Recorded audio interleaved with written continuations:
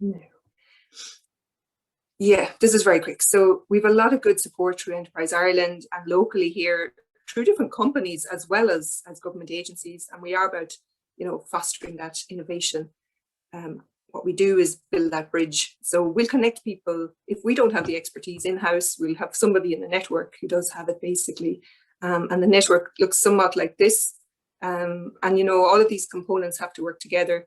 We're heavily focused, and I suppose the main mandate is to support early stage companies and create businesses and create jobs.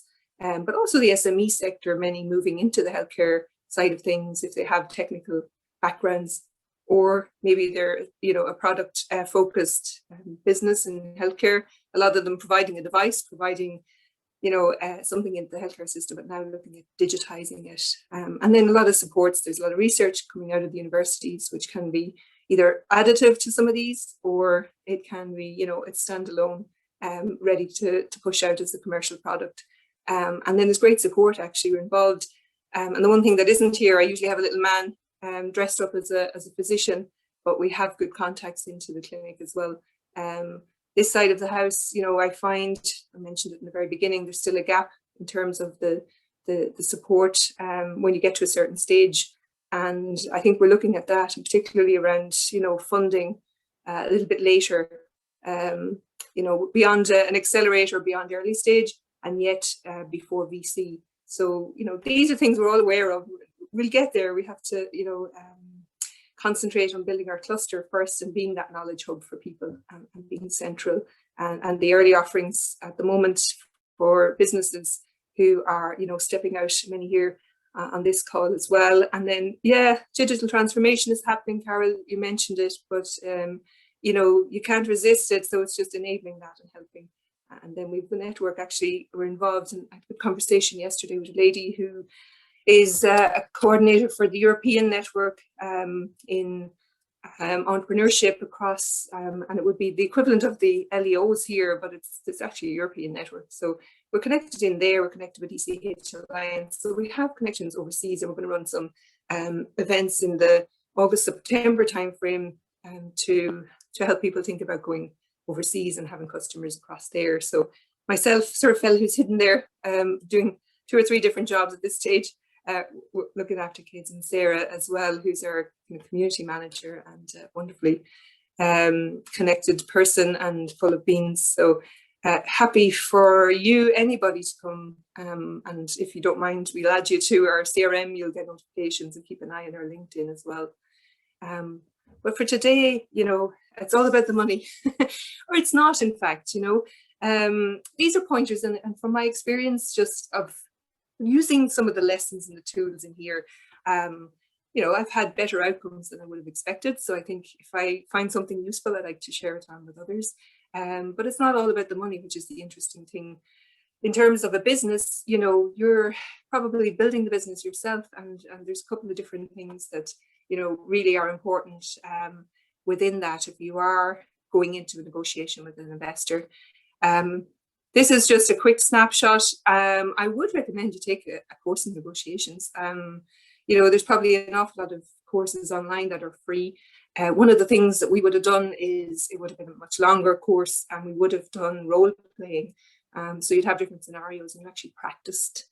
And unbelievably, you really hone your skills because both sides of the fence were pitched against each other to get the best outcome. And so you did learn, and you learn just to stand up for yourself as well.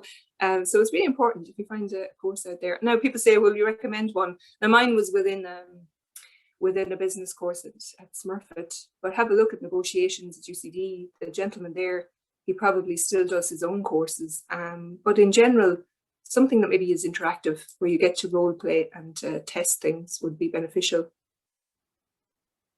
And I talked about the money earlier in terms of negotiations, but actually there are probably 2 things. The money is certainly important. People are very, very focused on how much is my company worth. I talked with a guy yesterday as well, and he's having just discussions at the moment with investors. And he said to me, like they came in, evaluation and it wasn't what I would have expected. And he said to me, what do you think? And I think the investors were quite a bit closer to a true valuation than the person was themselves around their own business, because we are biased and we'll always try to get the valuation higher. And it's not necessarily the best thing to do. It actually, puts you at a place, if you have a high valuation, where you're kind of setting up higher expectations as well. And some of the pieces here that might be more important are the fact that you want to stay in control of your company. So there's a balance in effect, really a true valuation or more realistic valuation of your company.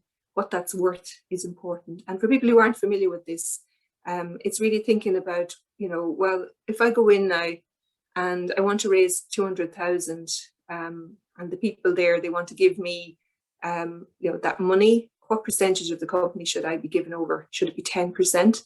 And what valuation, does 10% equal 200K? Then my total valuation is 100%. So what does that look like? If you can at all, there's, different options. There's a convertible loan note, which doesn't put a valuation on, and there's also the SAFE agreement. So those are a couple of things to think about. And the SAFE agreement is becoming more popular. It's a US based, or originated, I think, in the US, but they are looser in terms of putting an actual figure on your company. And then one of the really important things to note is the voting rights or the control. So maybe you get a really good price for your company, but somebody takes a controlling percentage, which leaves you really unable to make, I suppose, or influence the decisions. Ultimately, the control is somewhere else. So these are the two main things for a funding negotiation. And one of the things I've prepared written on all slides is to just map out all the scenarios and know the numbers. So don't sit across from somebody who is an investor and is well used to it. Professional or angel or non-professional investor, they probably still have mapped out the numbers. Remember, they're all about the numbers. They're all about the percentage and the money that they're going to pay, the price that they're going to pay. So, write out a table for yourself and say, if it's 10% for 200K, what does that look like? If it's 10% for 100K, what does that look like? And have all this, map it all out and know it. It's just an exercise. It's one of the things I would use negotiations quite a lot, and even salary negotiations or going for a new role. And I would have written out all the things, I even took the notes in with me sometimes. So preparing and having that is the biggest piece here. So the economics and control, as it's called, and I'll talk about, when you write it out, you'll realize that some of the scenarios are not acceptable at all. You're not going to give away 20-30% of your company for 200K. You might be really, really needing that money. But when you write it out, you'll figure out that I couldn't take that. And it's called a BATNA. It's your cutoff point, and I'll talk about it later on. You may be better off not taking that deal, even though you really need the money, and maybe putting effort into, going for a grant of some sort. So there's always an alternative. Alternative is not doing the deal, which can be perfectly fine, because you don't want to be signing up to something that leaves you on the back foot. All you have worked very hard for your business, so you need to be cautious. Money isn't everything. It gets to a point where you do need it, and as Simon said and Daniel said earlier, we have 25 people and you have to pay at the end of the month, and that's actually the most stress there is. I think when you talk with entrepreneurs, having a team of people that are depending on you for their salary or their wage, and managing people is probably the most stressful piece. Never mind the product and Sonia, going off and maybe having go through the hoops in Ireland, and you think maybe I should have done it a different way. Actually, it's the people and letting them down, or the fear of not having enough money to pay them is the big one. But in a negotiation here, you want to ensure that you have sufficient control. Maybe you don't. Maybe you're like, what? I've worked really hard. If these people are experts in it, if they have connections in the market that I need and my business needs, I'm happy with that. I'm happy if they take 51% and I get 50%, and what's left for me is big enough. you may want that. A lot of people don't. A lot of people want to have control beyond the negotiation. And what's to think about is early and following on. So the more you give away early, obviously, the more you'll end up giving as time goes by. And if you're going for investment rounds, they'll add up. So being as kind to yourself in the beginning and getting the best deal for yourself and the best terms and conditions means that all of those follow through. So it is important to do the best you can early, even though you're stuck. Try and work out the best deal, and don't be afraid to walk away if it's not for you. And I have seen people, I have to admire people who do that. They have walked away. There was one lady, she was working on a device, and she's, guys might know, she was talking with investors across in London, and they had a great network. Obviously, they were overseas already, and their network was across Europe, and it all made sense. But in her face-to-face dealings with them, they weren't very nice to her, They really wanted her product, and, they had the money, they had the network, it was going to look good. But every time she went over and, made the trip across and put herself to the bother, she just wasn't treated awfully well, and she just stepped back from it. So the control wasn't, the piece there. It was more the relationship as well. So the people you're dealing with, you may need the money to advance the business, but what does that look like? It's the same for, hiring people. Would you be able to have this person day to day, side by side with you? Because often investors will be involved. They want to be involved. And then, if you are, saying, I want to just sit back and let someone else maybe take control at some stage, what value remains for you? And remember, at this point in time, and will be the case for any investor with you, everything gets diluted. So, you're 50 or you're 49% now, but then you'll be diluted in the next round and the next round. So there is a balance. You want to make sure that you have enough, but at the same stage, you really want to understand that it will be diluted. And sometimes you have to give off some control, and some compromises have to be made, because, it's better to have a smaller percentage of something big than a big percentage of nothing at all, which is important. So they should be the first things that you think about, and you should work out all the different percentages and figure out your cutoff point. And then, bring that in. So in the negotiation, you should have a clear sense in your mind or on your notes, which are hidden under the table. But, find out what you need and the different amounts. And then, you can be sure that the person on the other side has done this. They've done their homework. They'll want to pay the lowest price for a chance at a huge return. And it is a chance. So these people, I suppose right now, our discussion earlier is they're not taking as many chances, particularly in Europe. I have read, though, that, and I've looked at some numbers where there is an increase in entrepreneurship and supportive entrepreneurship across Europe. And I would say probably this year, 2021 onwards, where people are looking at maybe digital health in particular, or anything digital, and saying, oh, we really need to put a bet on there. So I think it's opening up in Europe. But at any rate, these guys on the other side are prepared. So you need to be prepared as well.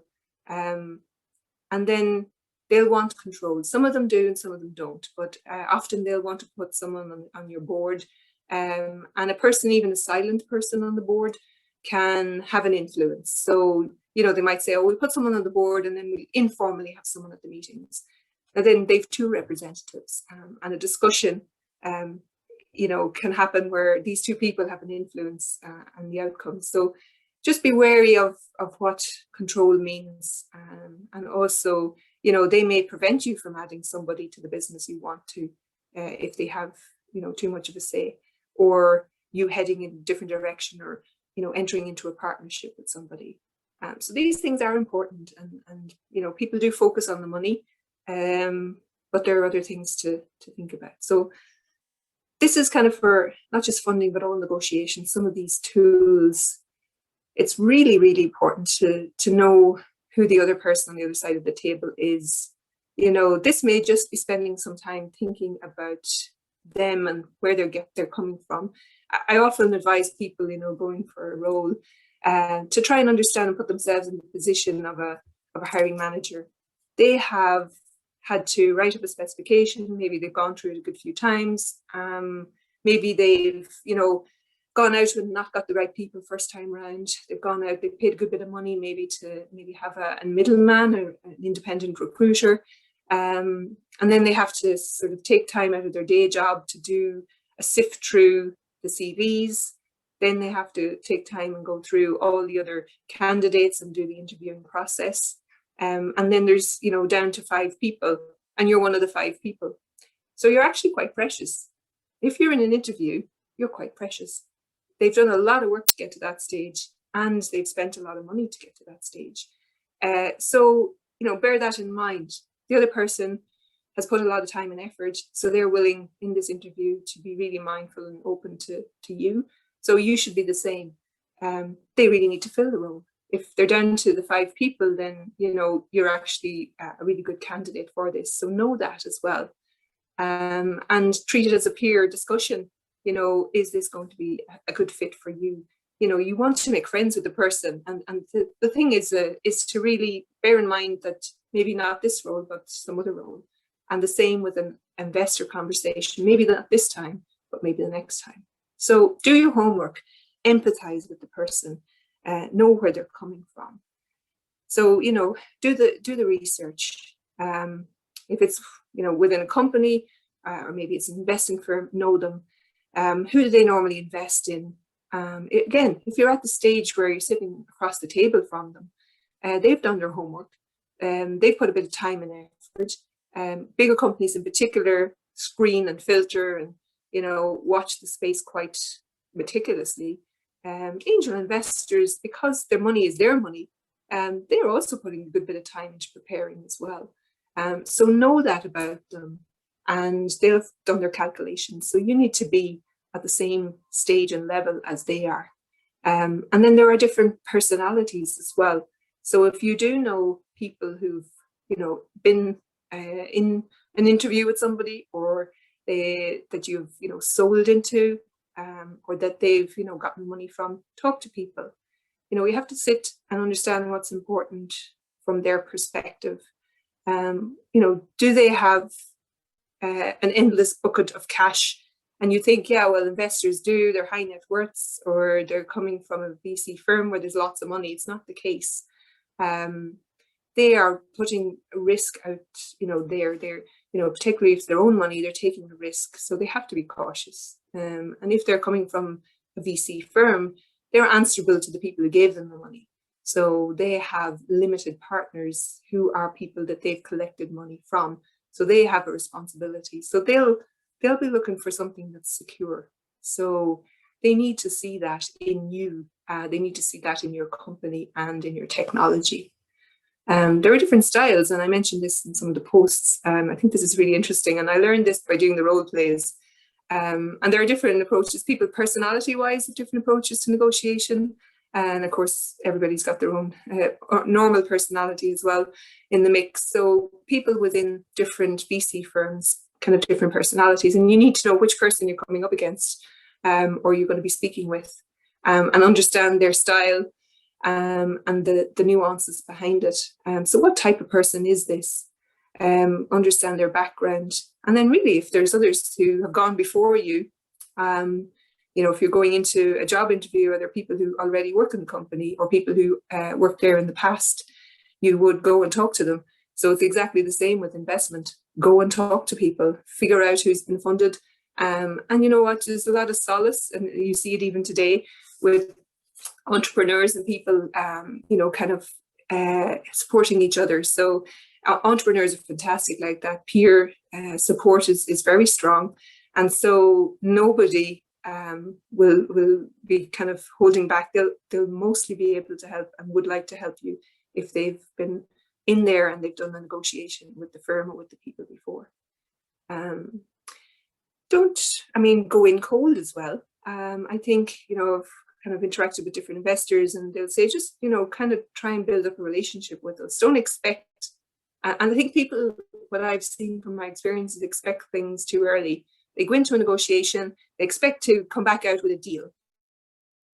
I chatted to somebody yesterday who's doing the opposite to you, Sonia. They're looking at China for their product, but they went out and they spent a long time going around to the different manufacturers.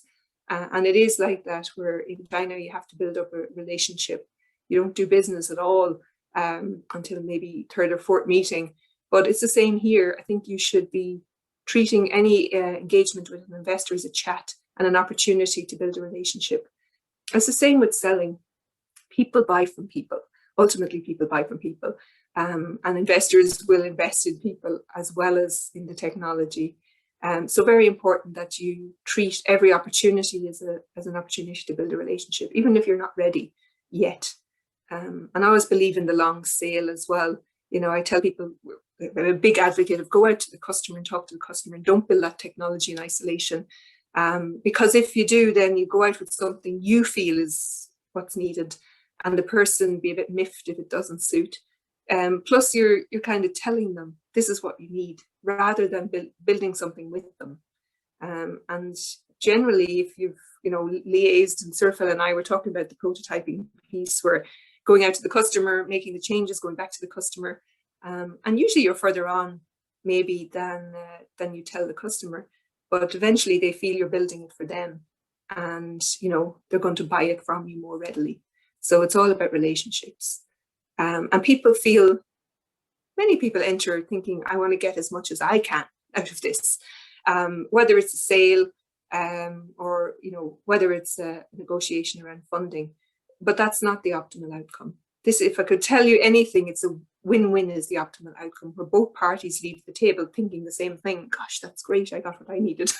And interestingly, there's enough in a deal for everybody. And there'll be compromises, but everybody has a plus minus, and it's finding the crossover between that.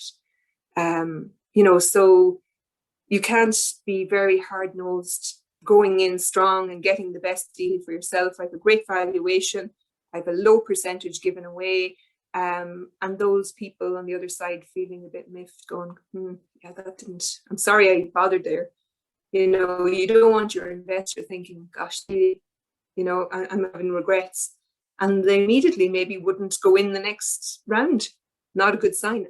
Many people would question why someone wouldn't follow on the money and wouldn't go in on the next round. So remember that exits take very long time. And often you'll be with these investors hand in hand for that time.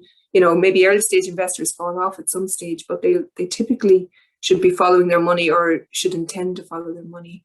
And it's a good sign that an investor is with you. It might be a stronger sign even than the money you've raised. So think about it. A later stage investor, a VC, comes in, he saw that you've done 2 rounds with a set of angels, and maybe he looks at it. He'll probably look at the numbers and he'll understand, have you given up too much of your power? Have you made deals that were foolish? But if he sees that people are not going to follow their money, or they're not interested, or there's been a fallout, he'll talk to your investors and he'll say, what would they like to work with?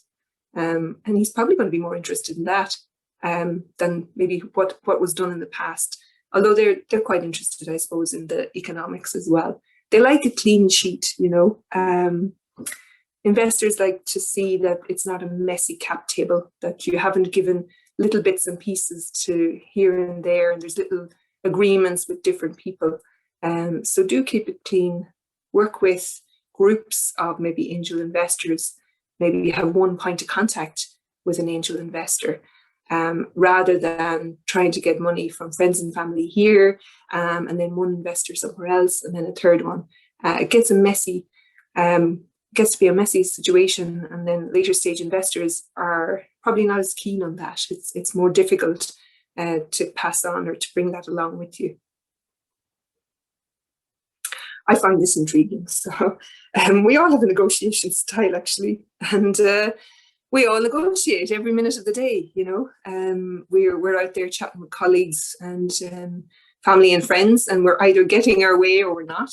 Particularly with family and friends. And if you think about it, I'm sure you remember times where you've had a strong discussion, let's call it that, with someone who's a family or a friend, but you'll remember a time where you backed down, and you didn't press the matter because maybe you felt that the relationship was more important. You know, even if you think they're wrong actually, but you'll have backed down and said, it doesn't matter, you know, it means more to me to not, you know, continue this argument and have the fallout. So it's no big deal. So the same with a relationship with maybe a potential employer or an investor. You don't want to damage a relationship, and you should be able to judge from a human instinct where the line is in terms of pushing something. And back to the point, you're in this for the long haul, as you would be with, you know, family and friends. So you have to think about it, how you are yourself, you know. Do you always get your way, and do you force the issue, and do you back away, or, you know, when there's confrontation, do you run away? Are you really not happy in a confrontational situation? And it's a bit like, it reminds me, I do some meditation and it says, no, you're not supposed to, you know, you're just supposed to be aware of where you are right now, rather than to hope that something is different, or that you're less tired, or there's something, you know, better going on with your body. No, it's just to be aware of how you are. And this is to be mindful of how you are. You know, what do you normally do in a situation? Are you too meek? Do you know that about yourself? Or are you too confrontational? Do you know that about yourself? And actually, I think this one is really important. How do you normally respond? I had a good friend, an Italian friend, and she was lovely. She is lovely, but she would get excited. You know, she got really excited at a point, and it'll never be any other way. So you have to think about that yourself. When you go along, where at what point do you start to feel the emotion coming in, and how does that affect your behavior? And a bit to the mindfulness, you should be conscious of that before you go in, but also when you're sitting in there, to be able to sit back and say, okay, how's this going? What's the emotion going on at my side? Be aware of it, and then it's much more easy to control it. And you'll be much more rational when you're aware of that emotion. So be truthful. And so understand yourself and the way you normally behave, and watch yourself in some of the things that you normally do, and see how it goes, and then look at it and say, well, how can I look at, maybe in a situation where I'm across in a professional negotiation from someone in a company I'm trying to sell to, or an investor I want some money from, you know, can I be aware of how I'm reacting, and can I just sort of, you know, take stock? One of the best things to do, and this is a really good tip, I don't know if I've written it down anywhere, but is silence. Silence is the best tool in a negotiation. They don't know on the other side of the table whether you're silent because of something they just said, or you're silent because you're thinking. But it goes a long way. And usually if you think of a situation where, you know, you have a conversation, then you're very quiet. If it's on the phone, the other person will say, are you still there? Or if it's across the table, people will wonder why and what, you know, you're doing when you're silent. So it actually gives you a little bit of an upper hand. The other person is confused because of the silence. You're not. It actually gives you time to think. It gives you time to be mindful of, am I getting emotional? What reaction am I having? Actually, what's the status quo? How close am I getting to, you know, an agreement? Or am I very far away from my kind of sense of how this should work? So silence is a wonderful tool. Wonderful tool. Use it in negotiations. It really, really works. So different styles, you know, and just perceive your own, but even be aware in the negotiation of what's going on. What's the style of this other person? Are they kind of very direct? Do they lean forward? Are they kind of, you know, very assertive? And it's all cards on the table. This is the way it is. Taking my hands back and I can't move or budge. Some of that can be bluff. And maybe you're all poker players, I don't know. But this one is, you know, maybe it's true. Maybe you want to test, are they really, you know, bluffing here, or am I? And maybe it's straight up. Look at, if that's it, I wouldn't be interested. Here's where it'd have to be. And maybe they'll say, I'm sorry, yeah, I can't. So that, you know, a test of, are they being direct? Is it cards on the table? I kind of do this, you know, this high-low thing, where I go in probably with an unrealistic number, be it a low number or a high number. And I think it works really well. because I've witnessed this in the past. So go to the far end of the range. Don't be afraid. People are always afraid. If you wanted maybe 50,000 in negotiation, and you go in and say, well, actually, 50,000 to 250,000, say, and I want 1 million. And the investor just laughs at you. Don't be afraid, though, because you've set that in somebody's head that maybe there is something more to this company, or there's something I'm missing. They're looking at 1 million. And they're just then trying to figure out, is it realistic? So you've set their mind off on a task, and you've drawn some line in the sand. So don't be afraid to kind of go, far outside your range. You may be happy with between 250,000 and maybe 500,000, but you egg it on ahead up to 800 and 1 million. And so you're just moving the range, or trying to move that range up. The negotiator will have it down on the other side. And you'll know that, you'll see them coming in, and you'll understand that they're starting at the low end of the range. You'll recognize this style if you see it. And then other people, somewhere in the middle, they come to something that's much closer to yours. And, if it's very close to yours, you need to be mindful of that, and then say, look, that's quite close. Maybe I need to look at the other pieces. So I'm happy enough, maybe, and there's a good enough overlap with the range that they're presenting and the range I'm presenting. So you might get to something very quick. But on the other side, there's lots of terms and conditions to discuss in negotiation, other things. So you might spend more time not on the money and the valuation, but voting rights, who's sitting on the board, what's maybe a discount in the next round. If these investors go in again, do they get a discount because they've been an early stage investor with you? So there's different things maybe to think about than the range. A bait and switch. I haven't seen this too often, where somebody, tees it up and everybody's happy and you're close to agreement, and then they go, oh no, wait, and they throw in something. I'd be a bit peeved at that, to be honest. But maybe then that's my reaction to it. So, I'd get a bit emotional if someone was pulling that one on me. So, just try and understand if it does happen. If that was happening for me personally, I'd sort of say, well, this person's kind of tricky and I'm not sure I can understand actually where they're at or where they're coming from. And it might be like the lady who used to travel over to London. She might sort of take a step back and say, look, I don't know about, will I know where I am with these people if I do sign and they become investors, partners with me.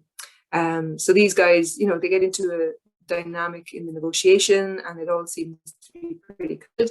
And all of a sudden they go, oh, what about this and that? We'd obviously have to have that as well. And it may be that they, try and focus on the economics, the percentage that they're going to get and the money that they're going to give you. And then they want all these other things. And they think that just by squeezing them in at the end, that they'll get their way because you're all nice and, settled on some of the main points. But that's something to watch as well. So it's important to sort of maybe again be mindful of these. They are, probably human nature, but often even tactics that people use. And, when you're in with maybe bigger companies and you're trying to sell to them, and or you're in front of an investor, then they would maybe know these and obviously maybe even have training in some of these things. So they'll have their own style and they may have some of these as tactics and tools. So I'd like you to be aware of them and understand it, so that you can be mindful in there and say, oh, see where this is going, and not be caught off guard. Always slow yourself down, always take that silence or the step back, and it's no harm. Sit there. They say, are you okay? Say, yeah, no, I'm just thinking it over. And you can just time to think. It's no harm at all. Actually, it can be quite respected if you're not rushing and shouting out all the answers and coming back straight away. Different styles of people. This is just a fun one, really. But there are the bully investors who are like stamping their hands on the table. There's the guys who are very friendly and they might do that switch and bait thing at the end. There's people who are nitpickers who want all the details, be aware of this as well. So, people I've seen going in with their financial projections and they're, early stage companies. So all financial projections are estimates, but people will start, particularly if they're from a finance or an accounting background, they'll go into the details. So you would have done your homework and know that this person is an accountant by trade or has a background in finance. So you should know that they'll look into your financials and they might pick through it in detail. And you would need to be prepared if you're going to meet somebody like that. And again, you do have to say, look, these are estimates. And the logic that you can present, I always say that to people, you know, your finance estimates are not the way it's going to pan out. State that up front. These are estimates. Big companies, I worked for Medtronic for years, and I worked in strategic marketing for them, and I did financial projections. We never went beyond 5 years. In fact, beyond 3 years was notional, but we had to put something down, and we reworked it, I would say, on a monthly basis. So those Excel sheets, big Excel sheets, changed every single time we heard a new announcement, every single time there was a change in a regulatory path or rule. So it constantly got changed. So it's notional. Just state that, look, these are not going to remain accurate. These they are now. And this is the calculations and the logic and the thought process behind them. So your logic is as important to the nitpicker and to anybody as the actual numbers themselves. There are people who, yeah, they know it all. This is not really that. They're just trying to put you on the back foot, you know. They're trying to undermine your confidence in a negotiation. But, you know, be conscious of, you know, oh yeah, well, I'm an investor. I've seen it all before. I've seen hundreds of companies. I've seen what you're doing. And this does happen. You know, I've seen it, but they're really just using a tactic here to kind of undermine and have you second guess. And it's human nature to, you know, start thinking and second guessing yourself. The beggar, well, that's somebody who's really desperate maybe, or appears so, but they really want to get in and around. And usually it would happen where you'd have people who step back and, you know, sort of won't make a move until somebody else does. And then the round gets filled up and then it's like, oh, I want to be in as well. So you may see that happen. But they mightn't have been favorable to you in the very beginning. You have to consider that as well. So there are very many different types of investors and personalities, as there are just in terms of human nature. And even if you're dealing with a VC firm and you get sort of an idea of the way they work as a firm, you still have to understand, you know, which particular partner and or associate might be in the firm, and is it going to be sitting across the table from yourself. So there's different experience levels. If you're talking with associates at a VC firm, you're not at the stage where they've, you know, filtered you down into those top 5 of interest. If you're talking with a partner, it means that they've escalated you.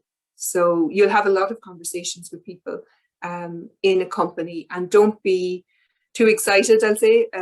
If you have maybe 5 or 6 conversations with an associate and it's moving on, they're really just looking at your progress. If at some stage they introduce you to a partner, you've been escalated and it's moving up. So that's when you're actually progressing conversations with them. There are different things. I can't say things properly, I haven't spelled it properly, but there you go, that are important to them. There are different styles and different tricks, as we talked about there. So really, it's a good bit of homework to do. And then, you know, finding this out from other founders that have had conversations is the best thing, much to the conversation here. And I'd say Simon and Daniel, who've probably been in some of these negotiation situations as well, and we'll talk about it later on if we have time. I know we're kind of moving on time-wise. So it's all about putting yourself in their shoes and empathizing. You know, they are not out to get you. They are not out to impose some weird or wonderful constraint on you. That's not the point. They're not being mean and nasty. They need to do what's right for themselves, and you're doing the same for you.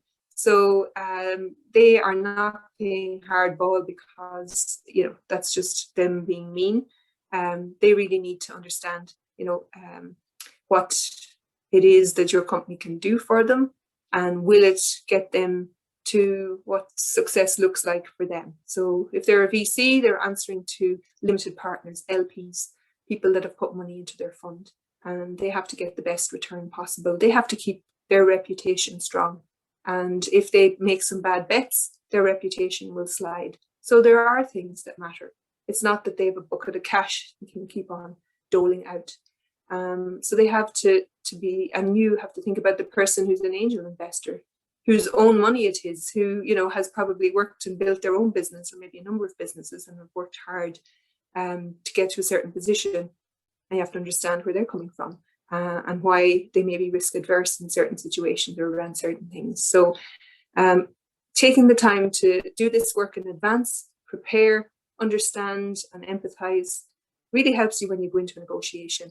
And then being able to bring in some of that when you're sitting there in front of them. You say, I know what they're doing here. I see where they're coming from. I kind of anticipated this, or slightly different now than I would have anticipated. Man, are you going to have a better rapport and relationship with them? And you're probably going to get to that win-win outcome.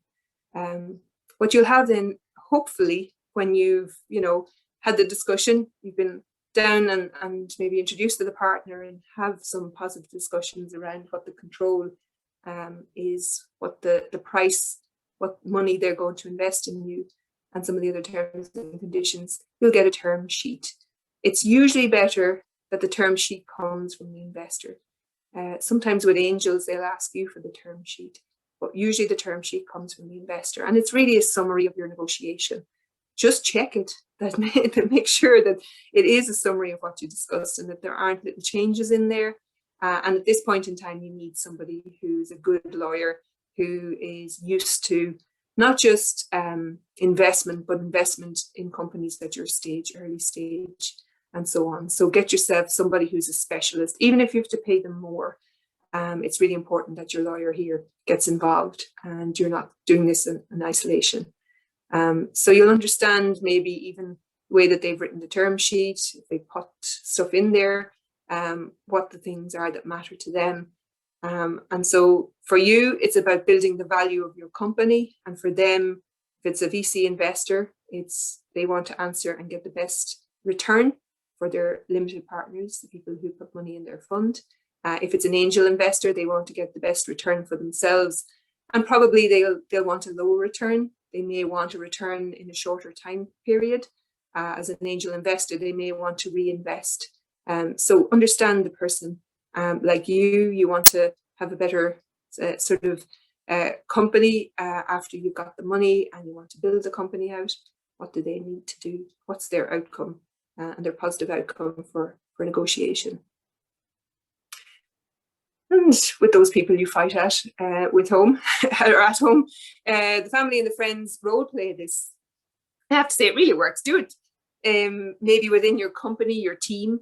Have a devil's advocate, have someone who challenges your thinking, test some of those negotiation styles, and just see how you react. Just test how you react, actually. A lot of this is human nature, above and beyond the intricacies of the numbers. The numbers you do need to work on in advance and have them ready. The style you need to be very aware of as well. And it's very much all about human rapport and so on. So, you know, test it, have a devil's advocate, have a person maybe that tries the different styles. You could be baffled by someone who agrees with you all the time.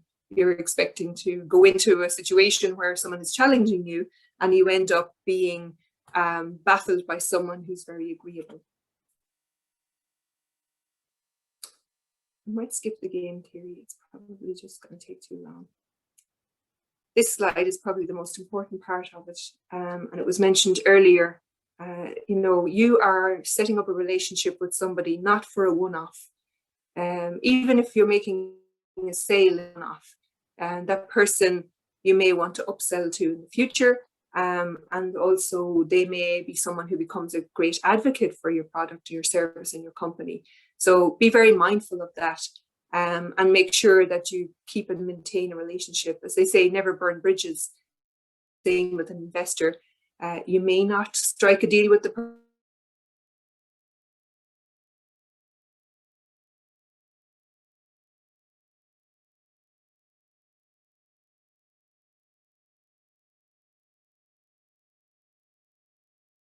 You know, necessarily suit for you to get the best deal and, you know, be really leaving the other person. My internet is a bit unstable, sorry. internet unstable at my end. But you may not want to, run away from a negotiation with, leaving the other person feeling a bit miffed. Even though you do end up going into a business with them, and you do end up then, being an investor, you want them to be as happy about the whole thing as you. Chat. You'll be able to see it. I think that's probably my internet's unstable and I can't do anything about it. We'll just give it another minute. So ultimately, it's not a single play game. So you will be going to, do business with this person again. You'll want an investor in an early stage round to follow their money as far as they can, or be a supporter, an advisor to you, even if they aren't able to follow their money, so that they're supportive of you. So remember that there are a lot of elements. Building a business takes years, and within that time frame, you really need to have the people's support along the way. It looks good for you for future deals. You are going to have those longer term engagements with them. And even if they are an investor, if you've kind of snubbed them a little bit and they are providing you with the money, then what you need to be thinking about is, well, actually, when I go to maybe, hire somebody, or I want to go into the next round, will they stop me? Will they have enough clout? Will they be a bit, annoyed at me and then miffed and sort of say, well, no, I don't want you to do that. So the relationship is important, and just remembering that it's for the long term. So it actually does impact from the early rounds to the later rounds. And I said this earlier, the T's and the C's that you get. What happens if, you have certain terms and conditions in that term sheet and in the final agreement? Usually the investors in the next round will say, well, I want at least those terms. And maybe I'm putting in some more money, so I'd like better terms than the guy before. This is where you need to work very heavily with your lawyer to make sure that you're getting the best terms in the early stages, because they usually follow through to later rounds. Each negotiation does impact a later one. That's something to be very mindful of as well. I'm going to stop sharing for a second and just check the chat.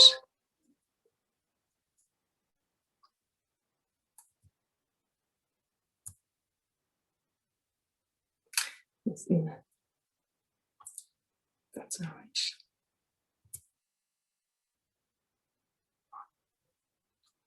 Unfortunately, I'm going to go back to the slide here. It's perfect. All right. So this is the BATNA, when to walk away. This is the line in the sand. And this is the pre-work that you should be doing at home before you enter into any negotiation with anybody. So you really want to think about what's important to you. Is it important that I keep this business going and I really need to get a cash influx now, or I know I won't be able to proceed? Is it really important that you can remain in control of the business? And then, don't enter into something and they won't either, if the terms are not how you really want them to be. If you walk away feeling a bit miffed, you got the money, but, there's certain things that you had to give up that you're not comfortable with, or that the investor themselves isn't someone that you be able to work with on a daily basis, then it's not a good start. Even if all the economics and the voting rights and everything else looks good, then you may not go ahead because the investor themselves is not someone that you could work with very easily. So know your alternatives. Sometimes you have maybe an investment and that investor might be the right person and you feel like you'd rather go with that company as an investment group, but there are others who are also interested. Good situation to be in if there are a number of people interested, but try and get term sheets, and you may not end up going with the one who you feel in the beginning looked the best. Know that there are other alternatives out there, and in fact know that you can walk away from a negotiation and from an investment. So take care in that. So the BATNA is this term abbreviated. I just use BATNA because I call it the line in the sand and the threshold, the best alternative to a negotiated agreement. So know what other alternatives you have. What it really means is you need to look at the different aspects of a deal, and you need to think about, where's my cutoff point for each of these things? Where would you draw the line? You know, if you keep on going and then you make an emotional decision, you're like, God, I'm worn out by these negotiations. It's fine, let's go ahead with it. You may get to that stage in a negotiation. And in fact, the person on the other side may be so skilled and trained in negotiation that they get you to that point where you're kind of saying, right, you know, I'm exhausted. I need to just go with this. It sounds okay. You don't want to be in that situation making an emotional decision. What you need to do is have your numbers and have your cutoff point very, very solid in your head. So it's a logical decision. Again, you can sit back, be silent, even look at your sheet of paper maybe that you've prepared and say, you know what, there's too much compromise. I have, you know, 7 elements here. I've compromised on this one. This one, they're the most important. I've compromised on this one, this one, and this one. And they're below my threshold. And you should be able to look at that and say, I need to walk away. So the whole idea is, you know, that you can logically have things written down, figured out in advance, and say, you know what, this deal, even though we've talked, I do like the people, I'm giving away too much, or they have too much, you know, from me at this stage in terms of the different aspects of a deal. So I've worked this out logically at home, maybe even with help, other people on the team. I've done my research and so on, and I know going into this negotiation, my cutoff point, really, really important. The economics is around the value, as I said, you know, what value they put on your company, and you'll always have a plus minus here. So you may say then, well, it should be between 2 million and 5 million, but they go lower than 3.5, and you say, you know what, I can't take anything lower than that as a valuation, even from the assets I've created. Your value can be calculated from 25 people working in the company with strong skill sets. That's an asset. That's a team. That's an asset. Technology that you've built, that's an asset. Martin, you've worked, you know, with deep technology. You might say, well, that's worth value. And when you add up your value, it might come to something where there's no way you could sort of agree a different valuation. The control, again, there's some terms in here which are very much investment terms, but the control is really about them having an ability to cause you to not have a casting vote. They're able to control maybe who you hire, who you enter into partnerships with, and so on. And you have to figure out if they end up with too much control, that it might not be something you're comfortable with. All of these other things are other things that you'll see on term sheets. And it's just a matter of saying these things are going to be things that are going to be spoken about. So you need to be informed. And these slides will be available. And you can look up some of these as well. I usually do this as part of a larger investment course. And I might roll that out later in the year. And these terms would all be covered. I won't go into them now. The point is definitely to have all your areas that are important to you mapped out, to understand the language as well, and not have them talking about some of these things when you don't know what they are. Again, you be on the back foot, and that doesn't help you and your confidence in a negotiation. Very important. This is this sort of style as well, playing hardball. And if you do meet someone who is that sort of more aggressive negotiator, you may, and we do this, you know, as a human emotionally, if someone challenges us, we get our back up, you know, but you need to be aware that you're doing that. So they may be very forceful and assertive. It might be a better response for you to sort of think about, well, they're being assertive now. I won't be assertive back. I know what they're trying to do. The risk is that you will react and say, look, leave it there. I couldn't be doing business with you, you know. When in fact, if you look at taking the style out of it, that the deal itself looks good, you need to be able to separate those two. It is hard if you walk away. You know, better to leave an option where you don't storm out of the room or, you know, cut off the discussion. You could say, you know what, I need more time, or, there's certainly some elements of this I wasn't anticipating, a little bit different to the way I would have thought, and then I need to go back and think about it. They may again come back at you, but if they're interested in you and you've gotten in front of particularly a partner at a VC firm, or you're down to the top 2 candidates or something in a negotiation in a job, then they're just using a style here to push things where, don't walk away, leave it open. If you bluff and walk away, you may be coming back with your tail between your legs. Don't tell lies.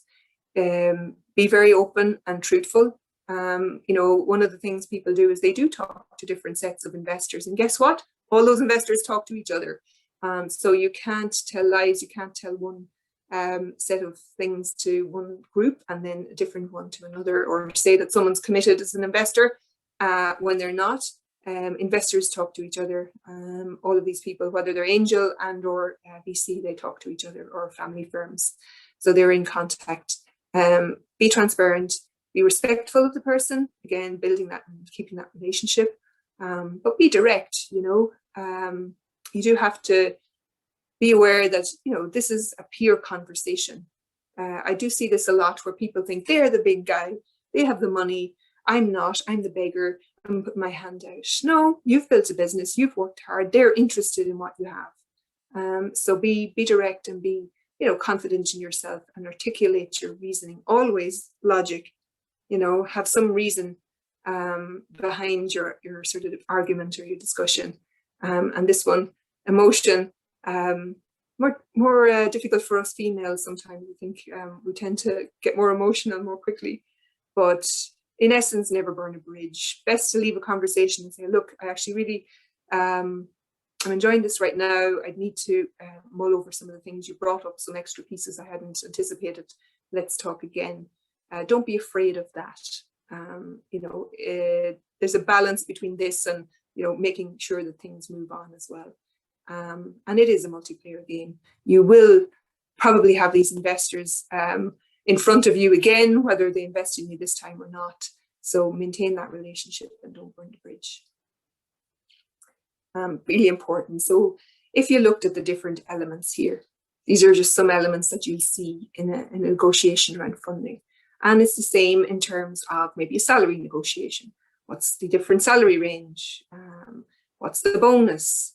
What's my holiday pay or my holiday time off? Are there other sort of ability to work at home? Is there sort of days off for family or whatever? So there's always a range of different things that should form a package of a negotiation, and you should write them out on a table like this. No matter what it is, you should write out a table, and then you should put the ideal scenario. And this is where maybe you do that highball. Ideally, I'd love to be paid, $1 million a year. Thank you very much. And I'd love to have a lot of holidays. I'd like, a good 20% bonus year on year that doesn't change according to so you'd have something realistic, I suppose, but the ideal outcome. And that's probably your starting point for negotiation. And then you'll have an acceptable one. So you'll have a range that's acceptable. And the idea is to get, maybe by putting out the top ideal, to get to something where you're accepting that these are fine. It's fine if my salary is going to be only $500,000 and I actually get 20 days rather than 40 days holidays or whatever. So you put in something here and make a table like this where the different aspects that you'd be happy with. If you walk away getting these things, then that's a good deal. That's a good deal for you. Some of these you'll get, some of these you won't. So you might get the best bonus in the world, but it might be because then your holidays are not going to be as good as you thought. So you'll have to balance these things out. But the idea is to understand a best case scenario and to have that to mind and use it maybe as your starting point for negotiation, and then realize, where your cutoff might be. I wouldn't take a valuation lower than 3.5 million. I won't take a salary lower than 100,000 or whatever because of my qualifications. So you need to put in where your cutoff is, and that is the BATNA. That's the cutoff. That's the line in the sand. And if they dip below that line in the sand, you walk away. And it's a logical decision then. It's not because in there's been a different type of negotiation, you're getting on really well. You're getting on really well, but they're not honoring the fact that you really need the business to be valued at a certain amount, or they're actually taking control where that's not acceptable to you. Even though you've had a great discussion with them, you should be able to logically say, I can't accept this at the moment. So don't negotiate in a single item, central. Usually people are very focused on the money. Have all these other possible things to chat through and negotiate in packages. And then intersperse these with things that matter a lot. Maybe it is the money, and then things that are not, as important.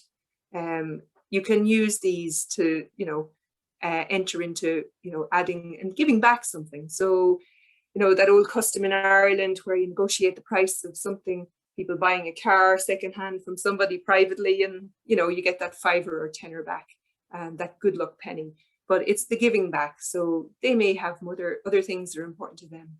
And you may be able to give on those and give a little bit more. So know that there's several different items to discuss. So control the order as well. So think about the things that matter most and get them sorted, and then figure out from there what other compromises you can make. Try and control. It's hard to control the conversation. And then don't accept when people say, oh no, that's market, or that's standard. It's not. Usually your company is a little bit different, your situation is different, you're different, and don't accept people breezing it off as, oh no, those are standard T's and C's, we always use them. Every negotiation and every deal that's done has nuances, every single one. So don't accept that, and don't lie. One of the things is don't lie yourself, but don't assume the other person isn't lying as well, and that their code, an internal code of conduct, whatever, is the same as yours. That's really important. We talked a little bit about this as well. Just the only point here, getting to know them and how they operate is great, and understanding their personality and the way they work for negotiation, but also beyond that, that you're comfortable in the longer term. But there are accredited investors, and then not accredited investors. So kind of understanding that, and sort of when you are talking to somebody, making sure that they're professional, and that you can maybe go back, and they're bound by certain limitations, or they're in an accredited group. There are other ones. This might mean that they might sign up for a deal and then they could walk away. So they may be able to walk away or ask for the money back at any stage. So just be mindful of those. So get into that agreement. It's best actually to have the investor provide you with the terms, and know your own coming in. It's best to have all of the different investors that you've talked to lined up and sort of be moving them along in parallel. Don't lie and say one guy is definitely interested when you're talking to the second guy, but do have a number of investors so that you have better leverage. Talk to a few people and go around, and that's not that easy to do, balancing out those discussions. And then it is important to keep things going, and that you don't let the momentum die off, because you might want to go off and think about things. They may force you and say, look, we have a lot of other things to think about and a lot of other people to see. So if you don't make a decision soon, we'd be going maybe with some other company. And that probably is true. So, take the time if you need it, but go back very quickly, follow up very quickly, and give people a date. Supposing they're the ones that's thinking about it or has moved away saying they need more time, find out a good time to sort of have a next discussion and say, look, there are other people I've been speaking with, and actually I need to have a decision even for my own business, in terms of how I plan the business. Am I go with money, or do I have to reshuffle and think about how I plan the business forward without this type of investment? So do put a date in to cut things off and keep things moving, and have a process. It's really, really important that you run these in parallel, those conversations. So I'm conscious of time. We're going to run a little bit over. and I'm nearly finished.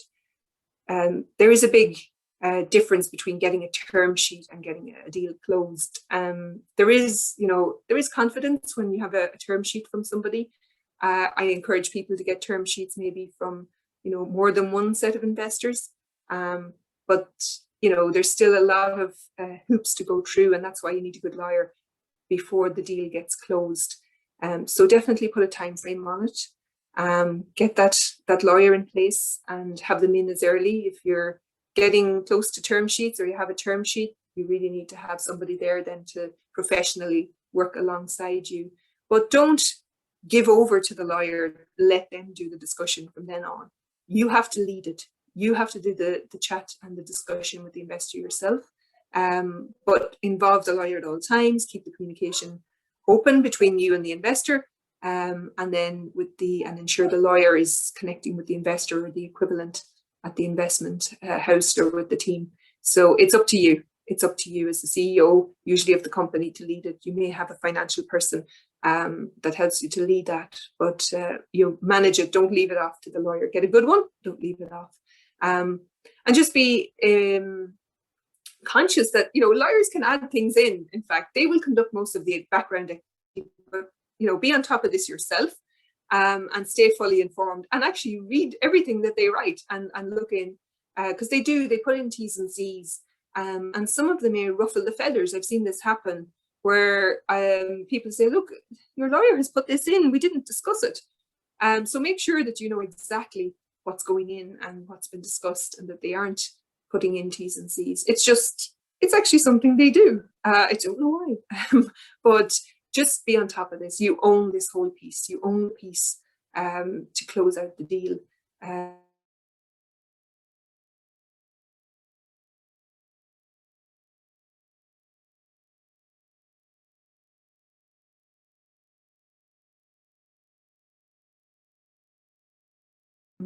I think really going back on, you've gone to a term sheet, you're down a path now, getting the deal closed, and you're talking with lawyers, and then you suddenly decide, again, my connection is unstable, apologies.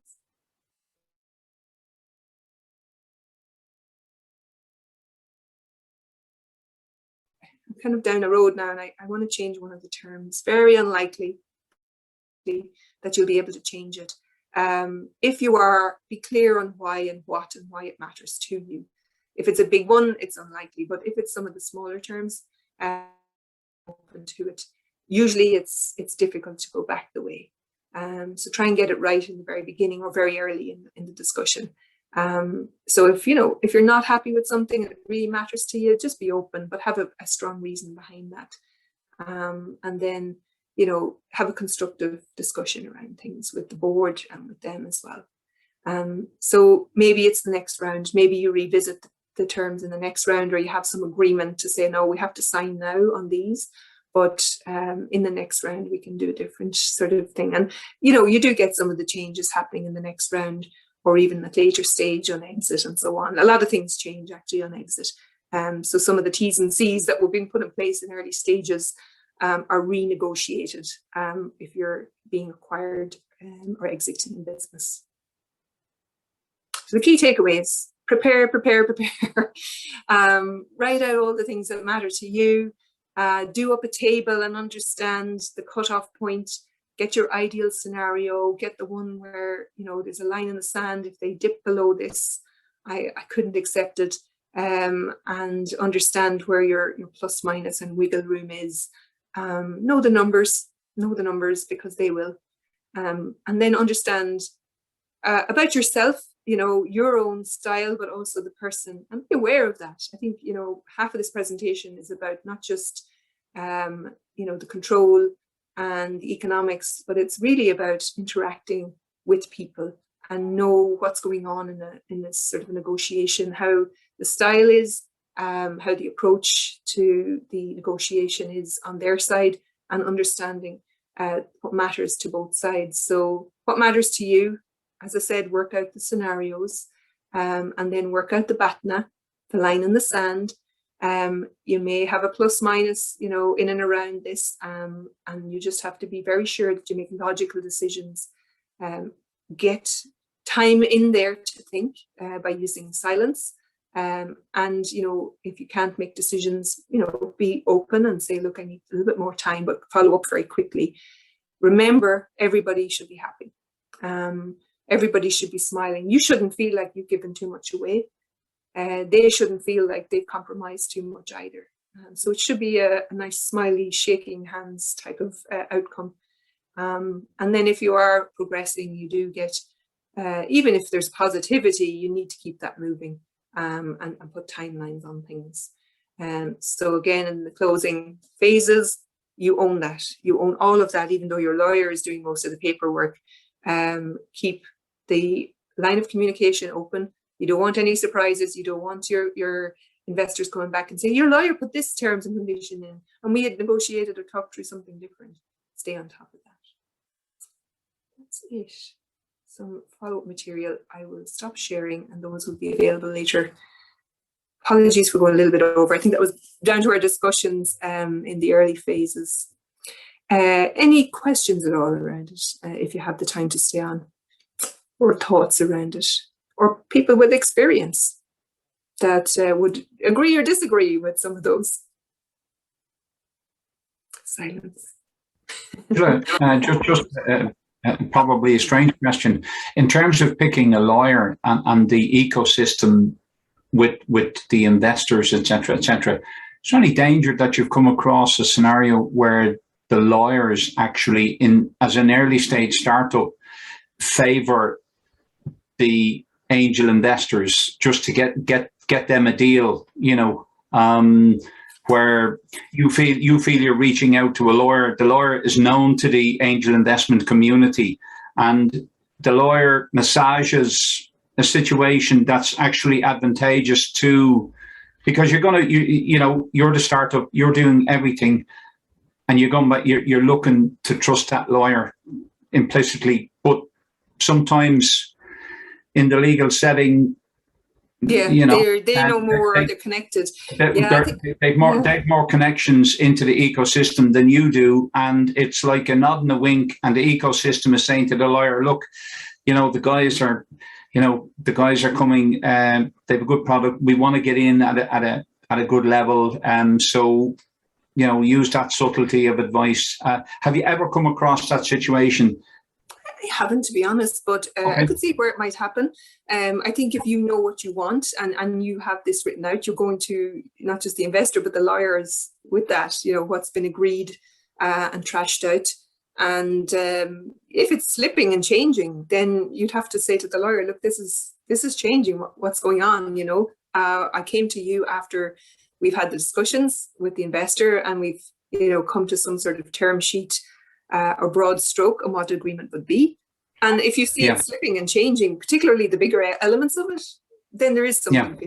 And again, it's a walk away from a lawyer's situation, you know. It was just a question because it's not something that you would be, you know, your head is full of all of the stuff you've outlined there, and you could be just maybe it's just something to be aware of in terms of the way you negotiate with your legal firm, advisory firm. But it was just I know it's a strange question, but no, and again, good to have, you know, other founders and people who are neutral in the ecosystem advise or suggest which lawyers to go with, I think, as well. So the investors, you'll get people saying stay away, or they're difficult, or had a good relationship and a good outcome. Same with the lawyer, get recommendations from peers, essentially from other founders, you know. I think it's probably the best. Matt, and just like on that from our side, we quite early on, especially because we were new to Ireland and new to the whole kind of ecosystem there, we would kind of rely on our lawyer to be like, well, you know, what should we do here? And I think especially coming from Germany, where the lawyers typically, whatever they've got in front of you, their sole aim is to try and make it better for you, right? Like that's their whole goal. And quite often the lawyer would be like, oh, it's standard, so this is standard, and we would take that away and be like, okay, so it's standard, so we'll just get on with it. And I think, like Angela was saying, this because we weren't going in with, okay, so what can we get better out of it, you know, breaking it down into a million different things and saying like, okay, we've really prepared for this, this is what we want you to do, go away and do it, or come with us and help us on this journey, what can we get put into this. And so there are a few things where you just thought, actually, like in retrospect, we would never do it now. But I think, like, you know, at the time as well, you're just kind of like wanting it to flow through and go and be processed. And I don't know, yeah, that's definitely happened. Yeah, but I think it's always, you know, the owner of the whole process is always the entrepreneur. It's not the lawyer. So it is always important to, you know, to read the terms, to ask also, you know, for advice for founders or for network, you know, and if you need a second legal opinion, go to a second lawyer. It's worth investing these 200 euros sometimes. Because there are plenty of lawyers in Ireland who are good. I mean, I'm German, so when we needed to find a lawyer for setting up the company and everything, I just put in Google startup lawyer, and there were plenty of law firms and lawyers coming up. And then we checked, you know, we checked also with the law firms. Some are from a very traditional corporate background. Others are really typical investor lawyers. So they work mostly for VC firms, and you see that in the way they argue. You know, so some of them are more founder focused, others are more realistic, adapted to the VC scene in Ireland. And I think this is also what we did find that out, because we didn't really know what we want in terms of, you know, all the legal documents, in terms of voting rights, in terms of, you know, also, I think, evaluation and everything. And it works as long as you know what you want and you're all of the process. Yeah. You have to be. Yeah, thank you. I suppose it's preparation and work, you know, and look, talking to other people who've gone ahead of you is really the best way. You know, I'm happy to chat to people if they are going into negotiation. I'm happy to role play with people as well, and do a bit of practicing. If you are, any of you doing this, come back to me and we can, you know, work on things. There's a lot more, and there's a lot of terms and conditions that you won't know about, which you need to know about. So good to maybe look at investment courses, or good to, you know, talk with people certainly that've gone through this, and they'll be happy to talk with you. Yeah, Sonia. Yeah. Hi, yeah, quick question. I run the business literally on my own at the moment. If I was to go into negotiations, is it wise to take someone who's done the financials with me, because, you know, they can help field some of the questions? Yeah, it is. When you think about it, it's probably good to have an advisor or another person with you. I would find that most people are not strong on the financials. Not everybody, you know, some people have a business or a finance background. Most people are not strong, no matter what you do. It's just not, you know, a strength. So yes, you'll have an accountant, you can bring them in, or you have somebody in a sphere that's good with the numbers who would learn them and point and talk to them. Now, it doesn't look great if you go, I just hand over to them, right? Don't do that. Please don't do that. You know, they are your backup. Yeah. You need to know your numbers. And if it takes a bit of work, they, you know, you'll have to go in and you're the lead, you're the CEO, you should know your numbers. Yeah, I was just concerned it might make you seem weak if you have a backup with you. No, but not, you know, and I have seen people do this. They go, yeah, and this is, I don't know, face, and they just immediately rely completely on that other person. Don't rely on the other person. They are a backup. They are, you know, if there's a trickier question, if there's a nitpicker, you say, well, actually, you know, the detail of that would have been worked out by, and then you get the chance to refer across. But you need to know as much as you possibly can. Yeah. Perfect. Thank you.